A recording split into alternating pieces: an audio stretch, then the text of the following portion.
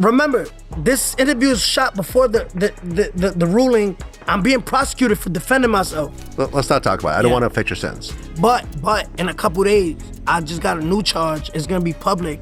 Imagine this. You're in front of a federal judge, believing that you can use some sob narrative about being a victim to get out of jail. Plot twist though, every single lie you've ever told them is remembered by that same judge, and they're going to give you the harshest reality check of your life. When Tekashi 6ix9ine attempted to play chess with the federal system, he was completely defeated. You see, most people believe that 6ix9ine's 2019 crew snitching was his greatest error. But no, family. His belief that he could outwit a federal court who has dealt with cunning defendants was his true demise. Since prior to his birth, this man genuinely believed that he could enter the courtroom, show some exhibits, as if he were doing a PowerPoint presentation, and get the judge to feel sorry for him. Warning, it backfires spectacularly. But here's the issue. That courtroom catastrophe wasn't the beginning of this whole mess. This is a much more complex tale. From his initial arrest and the snitching agreement that cost him millions of enemies, to the ongoing street harassment he experienced, to the brawl in the mall that broke his probation, and ultimately to the courtroom incident in which he believed he was the most intelligent person present. Watch this video through to the finish, because I'm going to explain how 6ix9ine went from believing he was going to get away with it to being sentenced to 3 months in federal prison. And believe me, the manner this judge clapped back at him was brutal. This is something you won't want to miss. Not a cap. The hammer fell.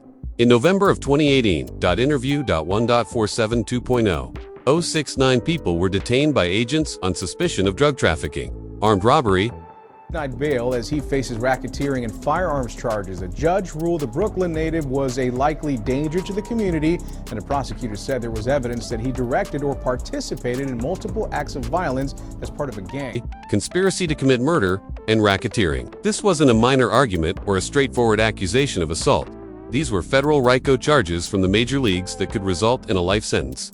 On Monday, the 22-year-old musician will appear in federal court for his arraignment. 2 other associates and his former manager are also being held by the federal government. For years, the government had been keeping an eye on the 9 Trade team in order to create a case that would bring down the entire organization. 6,699 may have received a life sentence when he was captured. Take a moment to consider that. A 22-year-old Brooklyn guy who only wanted to rap and make money would spend his entire life in federal prison. That's a death sentence. Using wiretaps, surveillance film, and other methods, the feds had him dead to rights. Statements from other gang members. He was aware that he was cooked. This is the part of the story where things get really hot. 6ix9ine made a choice that would alter everything when he was faced with spending the rest of his life in prison. He made the decision to assist the government. He turned into a rat, a snitch, or whatever you want to call it. However, from a legal perspective, he turned into a collaborating witness. The partnership agreement was comprehensive. 6ix9ine consented to testify against Algerian Nuke, Mac, and Anthony Harv Ellison, 2 of his erstwhile partners in the 9 Trade Bloods.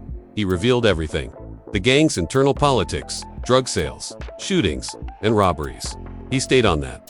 Witness Stan Forties, telling the world about his involvement in a criminal business. Additionally, this wasn't just spying on some random guys. These were individuals he had called family, people he had made music with, people who had his back when he was rising up. However, devotion quickly vanished when faced with life in prison. His testimony was utilized by the prosecution to get convictions for several gang members. So eliminating a sizable chunk of the 9 Trade organization, 6ix9ine's possible life sentence was significantly lowered in return for his cooperation. The administration suggested a sentence that was significantly less than what was advised. Additionally, he was given a 2-year federal prison sentence with credit for time served in December 2019. Here's the worst part though. Because of the COVID-19 pandemic and his collaboration, he was only incarcerated for almost 13 months before being released to home confinement in April 2020. He believed he could simply continue where he left off. When 6ix9ine came out, his return single Gooba immediately peaked at number 3 on the Billboard Hot 100. The man appeared to be back on top, breaking Instagram Live records and received millions of views. However, there was a significant issue. The streets don't forget, and they certainly don't pardon. 6ix9ine became a marked man as soon as he left federal detention, not only by gang members, but also by common people who had negative feelings regarding his collaboration with the authorities. The harassment began right away and didn't end. We're discussing a degree of public animosity that the majority of people can't even imagine. He testified in court that the harassment was unrelenting. He was unable to visit restaurants without the proprietors attempting to eject him, claiming that their establishment was not suitable for rats. He was unable to go to public gatherings without being confronted, having objects thrown at him, or being the target of fights. He was attempting to enter the VIP area at a UFC event when someone struck him in the face with a bottle of water. There was a huge psychological cost. This went beyond hate speech on social media and internet trolling. Everywhere he went, he experienced actual in-person hostility. He couldn't be shielded by security from anyone who wanted to challenge him, or gain notoriety by approaching the well-known informant. For a while, 6ix9ine managed to avoid legal issues despite all the hostility. He was in supervised release, which required him to adhere to stringent guidelines. No firearms, no drugs, no hanging out with known criminals, and most definitely, no fighting. However, everything collapsed at a Florida mall in early 2024. The event started like so many others with someone recognizing 6ix9ine and deciding to test him on his cooperation with the authorities. A man approached 6ix9ine and began calling him a rat in an attempt to get him to respond. According to court records and witness testimony, it initially appeared as though 6ix9ine would leave the situation, which would have been the wise course of action. This is where things went awry though. 6ix9ine followed the man to the second floor and proceeded to beat him up rather than calling security or leaving the mall. It wasn't until 6ix9ine noticed that the fight ended. The dude had a gun and decided to run. This was neither a reaction in the heat of the moment, nor in pursuing and attacking someone who had been shouting trash was a premeditated move. Security cameras captured the incident, and within days, 6ix9ine was taken into custody for breaking the conditions of his supervised parole. However, there were other infractions as well. MDMA and cocaine were discovered in his system when he was arrested, which was another blatant breach of his release terms. The probation violation hearing was planned, and 6ix9ine realized he was in severe trouble. Additionally, this wasn't his first infraction. He had previously been found in possession of drugs and had been sentenced to 45 days in prison. For these new infractions, he now faced the possibility of years in federal jail. The attorney who described what transpired in court said that the hearing was like a movie. The prosecutors made a strong case for lengthy prison sentences. They claimed that 6ix9ine was encouraging and that they had exhausted all other options, including counseling, drug rehab, and several probation officers. They wanted the judge to put him in jail because they were tired of trying to assist him. However, 6ix9ine and his legal team took a different approach. They decided to put on what can only be characterized as a show, aiming to create sympathy from the judge by underlining all the harassment and threats he had been suffering since his release. 6ix9ine believed he could outwit the system in this situation. He entered the courtroom with a presentation detailing how he was the true victim of all of this, complete with exhibits and videos. He described numerous instances of harassment, portraying himself as someone who was continuously targeted and had no choice but to respond when provoked. He told the judge about the episodes at the restaurant, the water-throwing incident at the UFC, and the people who punched him at concerts despite the presence of security.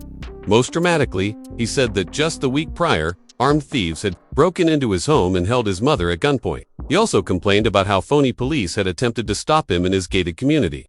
In essence, 6ix9ine argued that this was a mental health problem. When he was continuously provoked and intimidated, how could anyone expect him to remain unresponsive? He was pleading with the judge to have compassion and understanding for his special circumstances as a well-known cooperating witness who was unable to avoid the repercussions of his earlier choices. For an instant, it could have appeared like a strong case. It's true that cooperating witnesses frequently experience retaliation, and the degree of harassment he detailed was severe. But 6ix9ine made a crucial mistake. He misjudged a federal judge's memory and intelligence. Federal judges are not readily swayed to their current positions, and 6ix9ine was about to be brutally reminded of that reality by this judge. Something didn't stack up after the judge heard 6ix9ine's sob account of being harassed at public gatherings and restaurants. The judge recalled that COVID-19 concerns had led to 6ix9ine's early release from prison in April 2020. In particular, 6ix9ine had claimed that he wanted to be freed so he could isolate himself and keep safe because his asthma rendered him more susceptible to the illness because of his health problems. The judge had accepted that motion out of sympathy. However, 6ix9ine pled, now testifying in court, that he went out at restaurants with big crowds in August and September 2020, just weeks after being freed for CO safety reasons, and that he got into fights with both customers and proprietors. After connecting the dots, the judge confronted him about the inconsistency. You remember when I gave you 24 months and then you asked me to let you out early? Because you have asthma and there's COVID? And you can't isolate in prison? I'll let you out early because of what you told me, the judge inquired. I recently learned that you visited these eateries in August and September of 2020 before being expelled, just weeks after pleading with me to leave early so you could isolate yourself and be secure during your that query ruined 6ix9ine in his credibility in the moment. There was no way to deny that he had been caught in a falsehood, or at the very least, a huge contradiction. Why was he heading straight to busy restaurants if he was so worried about CO that he needed to be released early? The judge had just revealed that in order to achieve his goals, 6ix9ine would say whatever was convenient at the time. The judge wasn't finished. They also discussed the drug infractions, noting that 6ix9ine had been discovered in possession of drugs following a prior infraction for the same offense. His claim that he was unaware that the substances contained illegal drugs was absurd, particularly after he was found in possession of cocaine and MDMA. The judge acknowledged that 6ix9ine had been provoked in the mall altercation, but he stressed that he had options. He might have fouled the mall completely, phoned security, or simply walked away. Rather, he decided to pursue the man to a different floor and attack him. That was neither an inevitable response nor that was a deliberate choice to use violence. The judge imposed a sentence of 6ix9ine to 3 months in federal prison with extra supervised release terms after taking into account all the facts and arguments. Although it wasn't the harshest punishment he could have gotten, it was a clear indication that his attempts at excusation and manipulation would not succeed. There is more to this entire story than just one rapper's legal issues. It serves as a warning about the repercussions of attempting to live several lives. The lives of street people, celebrities, and cooperative witnesses, all at deck concurrently. 6ix9ine believed he could have everything. However, the truth is that decisions have repercussions and that certain bridges cannot be rebuilt once they are destroyed. Federal courts have witnessed every trick in the book, and the federal system does not play games.